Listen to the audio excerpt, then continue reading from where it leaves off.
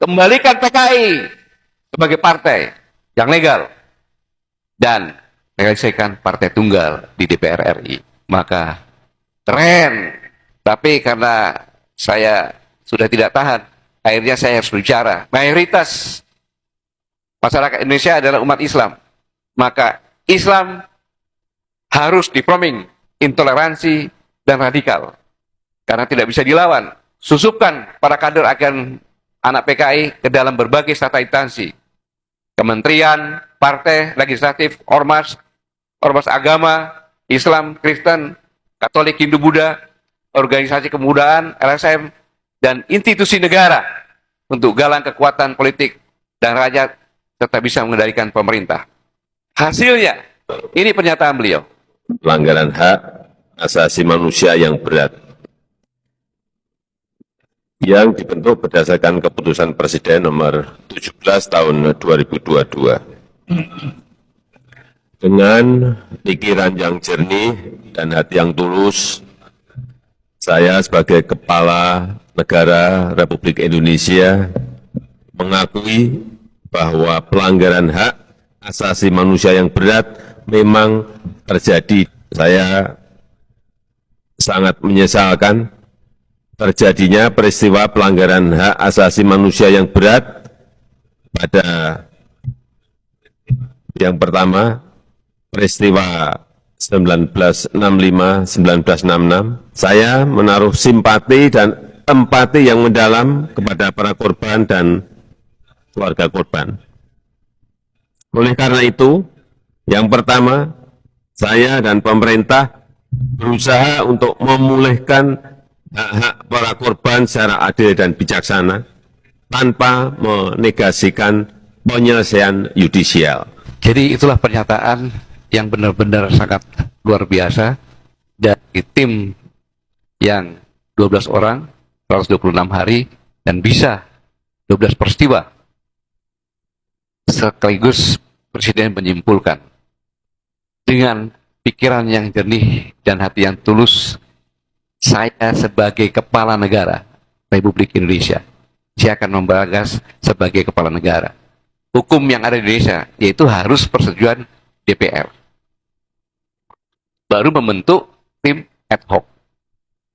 Tetapi beliau sebagai kepala negara hanya mendengarkan 12 orang tadi. Sudah menyatakan terjadi pelanggaran hak asasi manusia yang berat. Dan menyatakan saya sangat menyesal terjadinya pelanggaran berat tersebut. Kemudian pemerintah berusaha memulihkan hak para korban secara adil bijaksana tanpa negasi yang penyelesaian inisial. Pelanggaran HAM berat ini agar publik semuanya tahu. Karena kalau tidak tahu, itu pelanggaran HAM berat biasa saja.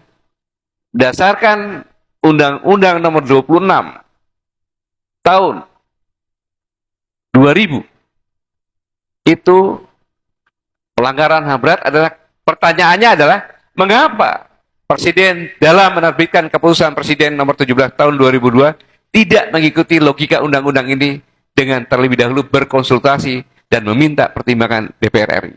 Ini suatu konstitusi juga. Saya harus berani menyampaikan seperti ini sebagai seorang presiden kepala pemerintahan. Dari kesaksian sejarah betapa kejamnya PKI pada pemberontakan G30 PKI yang telah menculik, menyiksa, membunuh para ulama dan santri, ada